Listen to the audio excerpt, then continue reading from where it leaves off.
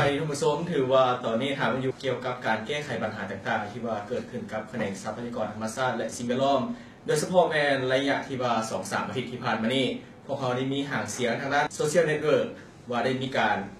มีผู้เสียหายที่มาเห็นใบตลินเสียหลังจากนั้นที่ว่าผู้เสียหายเห็นเสียดังกล่าวแล้วเราอ้างว่ามีการไปแจ้งกับทางภาคส่วนที่เกี่ยวข้องและก็บอกว่าได้มีการเสียเงินถึง7 ล้านหา12 ล้านกีบซึ่งว่าปัญหาดังกล่าวก็ได้มีการแพร่ไปอย่างหลากหลายและในตอนนี้พวกเขาทางด้านกระทรวงทรัพยากรธรรมชาติและสิ่งแวดล้อมแผนกข่าวสารและอินเทอร์เน็ตพวกเขามีการสัมภาษณ์ทานบัวจันทร์ขุนไซ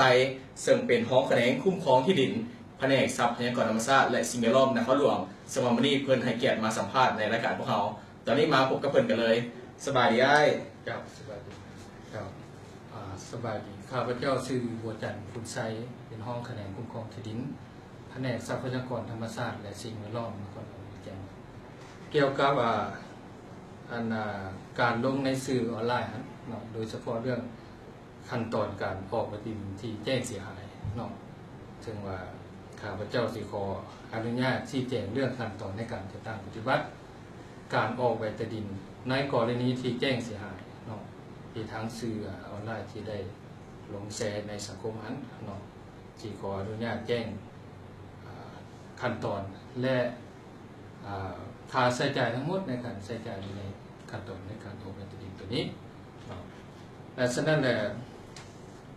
สำหรับการออกใบตดินที่ในกรณีแจ้งเสียหายเนาะอยู่ในคำศัพท์ในเรียกงานจริงก็คือว่าการเสนอขอสำเนาใบตดินใหม่ที่เสียหายเนาะและฉะนั้นแหละขั้นตอนก็คือว่าอันที่หนึ่งเจ้าของที่ดินจะได้มาซื้อคำห้องซึ่งพวกเขาแผนกพวกเขาได้ประกอบเป็นชุดคำห้องไว้เพื่ออำนวยความสะดวกให้เจ้าของที่ดินเนาะและชุดหนึ่ง15,000 กีบเนาะหลังจากเพิ่นมาซื้อไปแล้วเพิ่นก็เขียนคำห้องว่าได้เสียหายในกรณีใดเหตุผลเสียหายในใดเช่นในบ้านแล้วออกมายืนให้ขาเข้าของแผนกทรัพย์ของเจ้าเนาะแล้วหลังจากนั้นได้ยืนเข้าไปแล้วเพิ่นจะส่งมาคะแนนคุ้มครองที่ดินพวกเขาแล้วในคำห้องนั้นจะมีสำเนาใบตดินตัวที่เสียหายแล้วก็บัตรประจำตัวสำเนาครัวของเจ้าของที่ดินนั้นแล้วพวกเขาก็ได้ขึ้นแผนให้น้องราชการนัดเพิ่นลงไปเก็บกรรมของลงตะกี้อยู่โรงพยาบาลเนาะมีภาคส่วนที่เกี่ยวข้องมีทั้งตำรวจมีเจ้าหน้าที่เนาะมีศาลมีที่ดินเมืองอำนาจการของบ้านแล้วตัวนี้หนิงแมนให้ทางนั้นผู้เสียหายเป็นผู้ไปแจ้งเองเลยบอกหรือว่าทางนั้นพวกเขาเป็นผู้ประสานหาติดต่อจากไหนเจ้าหลังจากตัวนี้แมนพวกเขาจะเห็นเป็นออกวัดเซิร์นให้เนาะออกวัดเซิร์นให้เลยให้เจ้าของดินเนาะว่าสั่นว่าเพิ่นก็ไปย้ายให้ทางภาคส่วนที่เกี่ยวข้องตามวันเวลาที่นัดหมายที่ห้องกันบ้านเนาะ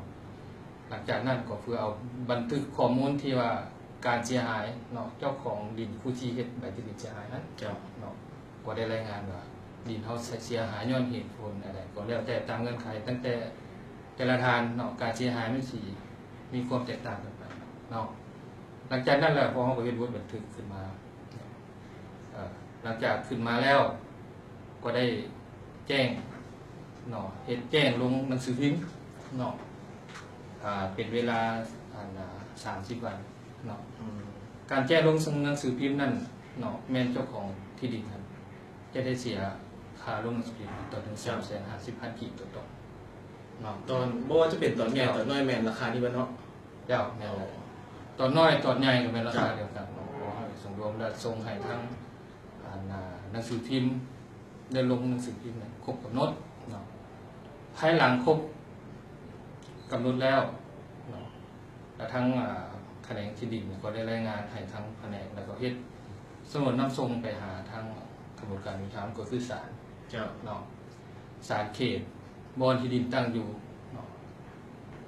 หลังจากนั้นแหละก็สำหรับกฎการเสียค่าธรรมเนียมอยู่ขั้นศาลเนาะก็อันนี้สิบ่ขอเว้าถึงคุณนอกว่าจะเสียเท่าไหร่สิขอเว้าแต่อยู่ในขอบเขตของอยู่ภายในแผนกทรัพย์ก็คือแขนงคุ้มครองที่ดินในขั้นตอนการลงที่ดินนี้เนาะและฉะนั้นแหละหลังจากนั้นศาลเพิ่นก็ได้เฮ็ดหน้าที่ของเพิ่นไปว่าลงเก็บกรรมข้อมูลเนาะแล้วก็ เหตุการณ์ตัดสินว่าใบตดินตัวนี้เสียแท้เหตุคำตัดสินแล้วก็ปิดสำนวนคดีเนาะโดยปฏิบัติตามมาตรา50ของกฎหมายที่ดินเนาะก็คือว่าใบตดินทุกตอนที่เสียหายต้องได้ผ่านศาลตัดสิน เจ้า เนาะอันนี้เป็นกระบวนการที่พวกเขาจะเรียนภายหลังศาลได้ตัดสินแล้วเฮ็ดน้ำส่งเฮ็ดสำนวนคดีน้ำส่งมาให้แผนกคุ้มครองที่ดินแผนกทรัพย์เนาะหลังจากนั้นพวกเขาก็ได้ออกแจ้งการลบล้างใบตดินตัวที่เสียหาย โดยอิงใส่คำตัดสินของศาลเนาะแล้วตัวปิดสำนวนคดีเนาะจะลบล้างใบตดินตัวที่เสียหายเนาะเราก็มาแต้มมาพิมพ์ใบตดินเนาะแล้วก็ส่งไปเสียค่าธรรมเนียมใบตดินเนาะแล้วหลังได้เสียค่าธรรมเนียมใบตดินเมื่อแล้วก็ส่งไปหน่วยงานจดทะเบียนเนาะแล้วก็นำไปเข้าสิ้นหัวหน้าแผนกคุ้มครองที่ดินหัวหน้าแผนกทรัพยากรธรรมชาติสิ่งแวดล้อมเนาะก็คือจบได้ส่งใบตดินให้เจ้าของเนาะว่ารวมทั้งหมดในการเสียค่าธรรมเนียมในการออกใบตดินในกรณีใบตดินเสียหายนั้นเนาะรวมทั้งหมดก็คือ640,000 กีบเนาะซึ่งว่าจะได้เสียแต่ละขั้นไปเนาะอันนี้เป็นตามระเบียบที่พวกเขาได้กำหนดไว้ในการเสียใบตดินนี่ฮะเนาะและฉะนั้นแหละสำหรับที่มีหางเสียงที่ติดพันกับแขนงคุ้มครองที่ดินพวกเขาเนาะว่ากรณีนี้จะต้องได้ใส่ใจเงินหลายจำนวน78 ล้าน58 ล้านเศษเนาะข้าพเจ้าในนามแขนงคุ้มครองที่ดินก็ขอถือโอกาสแจ้งผ่านสื่อมวลชนในจุดนี้ว่าพวกเขาก็ได้เก็บตั้งแต่640,000 กีบเนาะแต่ว่าการที่ว่าได้ว่ามีความจริงหรือว่าไหนก็แล้วแต่หรือว่าอาจจะไปเสียกันตอนอื่นว่าอันนี้สิบ่ขอบอกของพุทธเนาะหมายความว่าทางด้านแผนกพวกเขานี่เสียเพียงแต่640,000 กีบเจ้ามีค่าอย่างไรอยากให้ลงรายละเอียดจุดนี้เลยบอกอยู่ได้หันเนาะจะเริ่มอันที่1เนาะจะค่าแบบฟอร์ม15กีบที่ได้ซื้อเนาะคือได้ว่าเสนอการเนาะอันที่2เนาะเขามายืนที่สแตมป์30,000 กีบเนาะมันมีค่าที่สแตมป์อันที่3ค่าย่ายืนความถูกต้องเนาะพอเขาจะกลัวว่าดินตัวนี้ถูกต้องแล้วก็มีการยักทรัพย์อย่างต่างๆแล้วเป็นขั้นตอนของมัน50,000 กีบแล้วลงแจ้งลงหนังสือพิมพ์350,000 กีบเนาะค่าธรรมเนียมใบตดิน30,000ค่าแบบฟอร์ม5,000เนาะค่าแบบฟอร์มใบตดินใบทะเบียนต่างๆ10,000แต่มีค่าบำรุงรักษาให้ที่100,000 กีบเนาะเพราะฉะนั้นรวมกันออกมาจะเป็น640,000 กีบก็ถือว่านี่เป็นรายจ่ายที่ว่าอยู่ที่แผนกทรัพย์พวกเขาเพื่อมีการเก็บค่าธรรมเนียมมีการออกใบตดินโดยเฉพาะแนนใบตดินเสียหายแต่ว่าหลังจากที่มีการจ่ายค่าจำนวนนี้แล้วก็จะมีการรายจ่ายอยู่ทางด้านภาคส่วนอื่นๆกันแน่โดยเฉพาะแนนทางด้านศาลเนาะแล้วก็มีอย่างอีกว่านอกจากศาลกันแล้วก็สิมีแต่ใส่ใจอยู่ขั้นศาลเพราะว่าในขั้นศาลตัดสินแล้วจะส่งมหาแผนกของเราจะดำเนินไปเนาะหมายความว่าตอนนึงนี่อาจจะบ่ฮอดดังที่ว่าพวกเพิ่นมีการตั้งขึ้นหรือว่าอ้างขึ้นอยู่ที่ Facebook เนาะหมายความว่าตัวนี้นี่บ่แม่นความจริงเกี่ยวกับราคา7 ล้าน52 ล้านกีบเพราะว่าแผนกทรัพย์พวกเขาก็ได้มีการเสียค่าธรรมเนียมเพียงแต่640,000 กีบเท่านั้นแล้วก็จะได้มีการเสียภาคส่วนอื่นโดยเฉพาะแม่นภาคส่วนศาลที่ว่าปัญหานี่แม่นตัดไปเนาะเพราะว่าพวกเขาจะได้มีการแก้ไขแล้วก็เสียหายเพียงแต่640,000 กีบเท่านั้นเองแล้วอยากให้อ้ายที่ว่าแนะนำเกี่ยวกับท่านใดที่ว่าหลังจากเข้ามานี่เพิ่นต้องมีการปฏิบัติตามนี่เลยบอกที่ว่าต้องเฮ็ดแบบใดเข้ามาอยู่ที่แผนกของเขาเลยบอกจะว่าใบตดินเสียหายเจ้าขอบใจสำหรับในกรณีใบตดินที่เสียหาย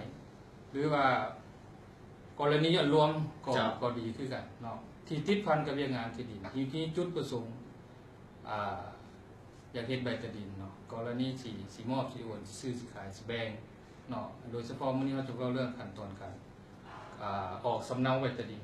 ที่แจ้งเสียหายนั้นเนาะก็ขอเชิญเจ้าของที่ดินเนาะก็คือผู้ที่มีใบตดินเสียหายเนาะขอให้ท่านได้เข้ามาหาแผนกทรัพยากรธรรมชาติและสิ่งแวดล้อมแผนกคุ้มครองที่ดินของพวกเขานี่ด้วยตัวท่านเองเนาะและพวกเขาพร้อมแล้วจะรับใช้บริการท่านเนาะซึ่งพวกเขาก็ได้มีเกี่ยวฟอร์มแบบฟอร์มทุกอย่างเนาะอำนวยความสะดวกให้บรรดาท่าน ที่มีจุดประสงค์อยากเฮ็ดใบตดินใหม่ในกรณีใบตดินที่เสียหายเนาะแล้วพวกเขาจะมีพนักงานอยู่ขาเขาก็ออกแนะนำว่าขั้นตอนจะเฮ็ดแนวใดเนาะแล้วเวลาใดเสียเงินสำหรับเนาะละเอียดน่ะขอซื้อมาทานเข้ามาด้วยตัวทานเองเข้ามาหาเรื่องการออกใบตดินในระบบนี้เนาะแต่ฉะนั้นแหละในอีกปัญหาหนึงเนาะคันถ้าหากว่าท่านใดหากว่ามีข้อมูลว่าพนักงานที่ดินของพวกเขานี้ไปเสนอรับเวียกตัวนี้เสียเงินหลายเท่านั้นเท่านี้หลายเนาะก็คือลงอยู่ใน Facebook เนาะหรือว่าสิน้อยสิหลายเท่านั้นก็ได้เนาะก็ขอให้ประธานได้แจ้งมาให้เขาทางการจัดตั้งของพวกเขาคะแนนคุ้มครองที่ดินเนาะพวกเขาก็มีการจัดตั้งของพวกเขาจะได้ติดตามเบิ่งตามระเบียบการของมันเนาะถ้าหากว่ามีเนาะเราขอเชิญให้บรรดาท่านเนาะที่ว่าสนใจและข้องใจเกี่ยวกับขั้นตอนการจัดตั้งเป็นวัดของพนักงาน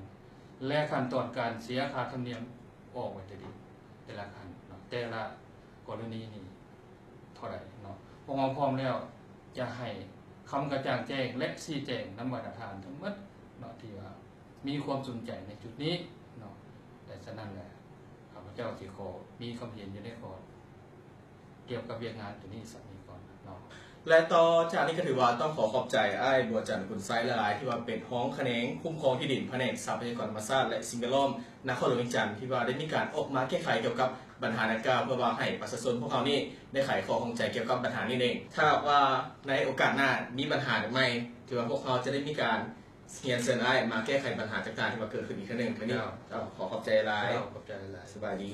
สบายดีส่งมาพันเงาต้นไม้หลับนอน